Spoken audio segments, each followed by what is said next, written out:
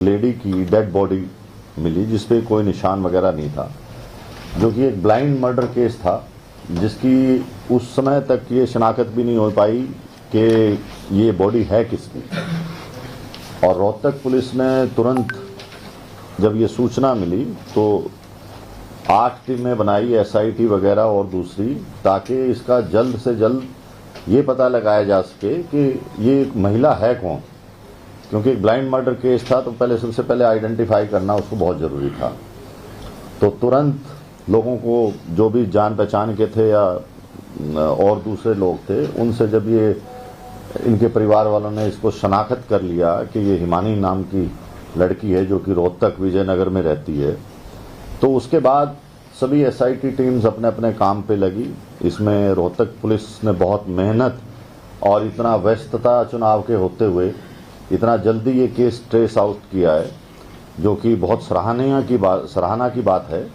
इसके अंदर जो एक्यूज्ड है वो गिरफ्तार कर लिया गया, जो कि 1.5 साल पहले से इंस्टाग्राम, सोशल मीडिया आना जाना उसका इनके घर पे था। लड़की अकेली विजयनगर में रहती थी और 27 फरवरी को ये लड़का उनके घर पे आया और इनकी आपस में कहा सुनी होगी, और इसने ये जो मोबाइल चार्जर की केबल है उससे गला घोंट के और उसको वहीं मार दिया। उसके बाद जो इसके जेवर थे, लैपटॉप था या जो दूसरा सामान कीमती था, उसको ले जाके अपना जो उसकी शॉप थी, दुकान या अपना झज्जर के अंदर, वहाँ छुपाया और इसी की स्कूटी लेके वो वहाँ गया और वापस आया। और रात को फिर उसने इसको, लड़की को काले बैग में पैक करके, और क्योंकि रजाई वगैरह पे भी खून के धब्बे वगैरह पड़ गए थे, तो उन सब को साथ पैक करके और ये रात को 3 व्हीलर लेके बस में सांपला बस स्टैंड के पास गया, ये दिखाने के लिए कि मुझे कहीं जाना है। तो फिर वहाँ जब 3 व्हीलर चला गया तो इसने वो बैग वहाँ पर फेंक दिया ताकि आइडेंटिफाई ना हो डेड बॉडी, और उसके बाद ये वहाँ से भाग गया। लेकिन पुलिस ने जो इनकी खुफिया रिपोर्ट थी या जो भी इलेक्ट्रॉनिक इंटेलिजेंस से और दूसरे साधनों से इसको 36 घंटे के अंदर बहुत मेहनत करके इस लड़के को गिरफ्तार भी कर लिया। और आज पुलिस इसका रिमांड ले रही है और भी जो बातें निकलेंगी उसको आपके साथ साझा कर दिया जाएगा। मोटिव क्या था, क्यों मर्डर किया गया, क्या बताया आरोपी ने? देखिए, मोटिव ये था कि उनका आपस में यारी दोस्ती थी, आना जाना था। करीब 6-8 महीने से 1.5 साल से सोशल मीडिया पे थे, और उनकी जो कहानी एक्यूज ने बताई है, जो इंसाफ किया है, उसको हम बार बार वेरीफाई कर रहे हैं। लेकिन इनका झगड़ा हुआ है आपस के अंदर, झगड़ा किस बात पे हुआ वो सब चीजें रिमांड के अंदर आएंगी। अच्छा, नाम क्या था सर इसका? कहाँ का? सचिन है, ये झज्जर का रहने वाला है। ये इसकी मोबाइल शॉप है, मोबाइल का काम करता है ये।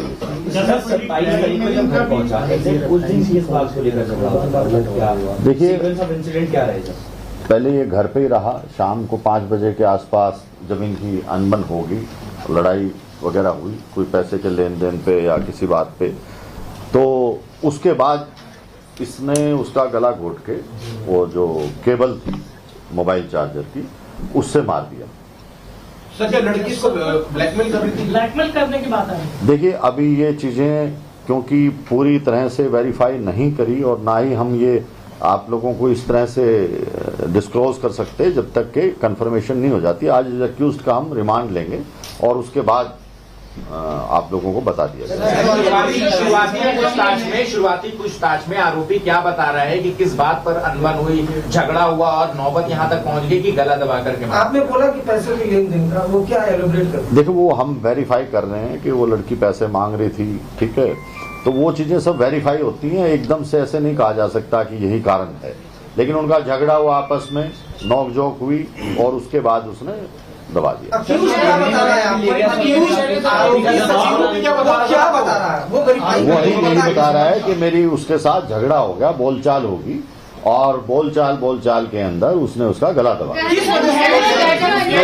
देखिए, लड़ाई झगड़ा किसी भी बात पे हो जाता है, कोई स्पेसिफिक नहीं होती। आपने बोला ना पैसों को लेकर, पैसों का उनका आपस में लेन देन था, तो वो क्या था हम उस चीज को वेरीफाई करेंगे।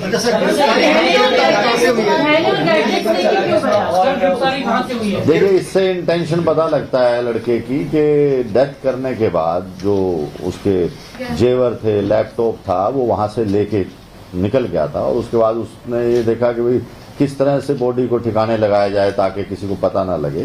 तो वो सब एक दूसरे से लिंक्ड और सर्कमस्टेंशियल एविडेंस हैं और वो खुद भी मान गया इस बात को। तौर पे झगड़ा होता है तो वो अपने घर से ठीक है चल के निकल जाता, अपने घर चले जाता जो है।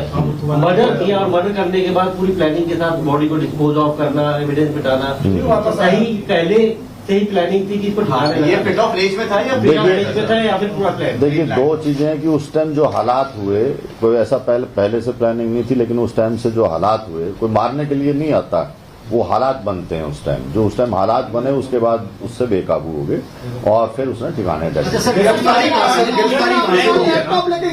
गिरफ्तारी हुई है और कैसे पकड़ में वो सब चीजें टाइम सर अभी क्या लेके गया? एकदम से नहीं होती सब सर चीजें। क्या लेके गया था वो? ये आपको जो लिस्ट है इसमें सब कुछ लिखा है। लैपटॉप है, अंगूठी है और कौन से जो चेन वगैरह है, कई चीजें हैं। ब्रीफकेस उसके घर से। सर, चुनाव चल रहे हैं, जगह जगह नाके लगे हुए हैं, सूटकेस में डाट हो रही थी, क्या कहीं भी चेकिंग हुई उसकी रुकवाया? देखिए, दो चीजें होती हैं कि हर चीज को चेक नहीं किया जा सकता। अगर आप लोगों को भी पुलिस हर आदमी को चेक करेगी तो आप ही लोग इससे एतराज करेंगे कि अननेसेसरली हमें रोका जा रहा है। तो पुलिस वो 3 व्हीलर में अपना बैग लेके जा रहा है, कोई इस तरह का शक नहीं था और वो उसने टाइमिंग वगैरह सब चेक करके जब उस रास्ते से गया, अदरवाइज स्कूटी पे जाता कोई पकड़ सकता था उसको। सर ये पहले स्कूटी को खड़ी करके वापस गया, फिर ऑटो लेके आया, तब उसमें सर ऑटो वाले को मालूम था कि इसमें डेड बॉडी लेकर जा रहा है, इसको कोई नहीं, ऑटो वाले को मालूम। कहाँ से गिरफ्तारी हुई है? दिल्ली से गिरफ्तारी की है पुलिस। दोनों में केवल दोस्ती का रिलेशन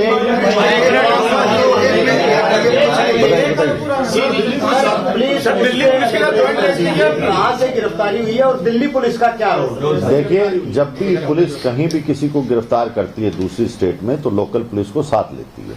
तो हरियाणा पुलिस ने, रोहतक पुलिस ने जो एसआईटीज बनी हुई थी जिनके मेंबर्स थे, उन्होंने दिल्ली पुलिस को साथ लिया ताकि उनको इन्फॉर्मेशन रहे कि हम किसी यहाँ से भी अगर कोई हमारे डिस्ट्रिक्ट से भी कोई दूसरा डिस्ट्रिक्ट लेके जाता है तो इन्फॉर्म करता है।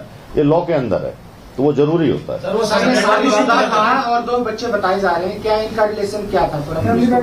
देखिए, फैमिली को इस बारे में अभी तक कुछ नहीं पता, ना हमारे पास इस चीज का खुलासा हुआ कि ये इस तरह से लड़की के साथ अटैच था। तो ये चीजें बाद में रिमांड के दौरान जो भी पूछताछ हुई उसको बता दें।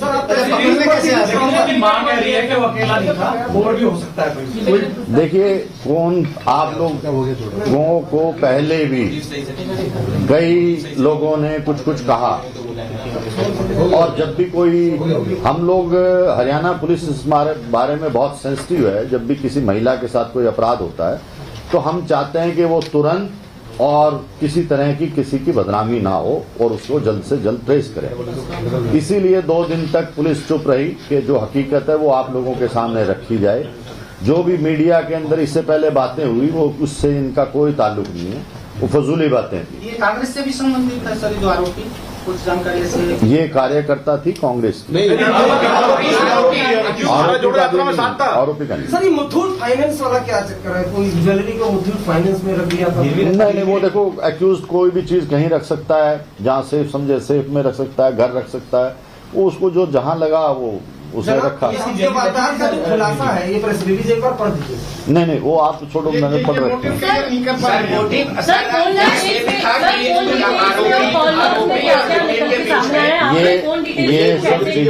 ये सब चीजें हम इंटरोगेशन के दौरान निकालेंगे, उसको लिंक करेंगे और फिर आपको बता देंगे। शुरुआती पूछताछ में क्या कोई ब्लैकमेल की भी थ्योरी सामने आई है? क्या आपने बताया कि 1.5 साल से जानते थे, लेकिन इनके बीच में रिलेशन किस तरीके का था, उसकी आप बता दीजिए।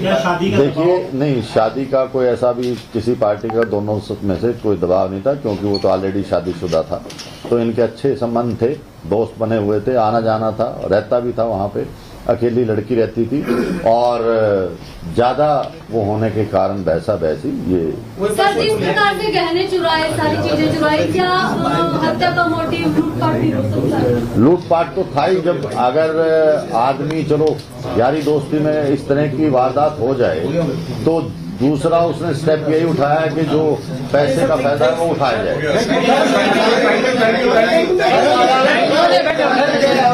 नहीं, अभी हम पेश करें बस। Thank you, thank you.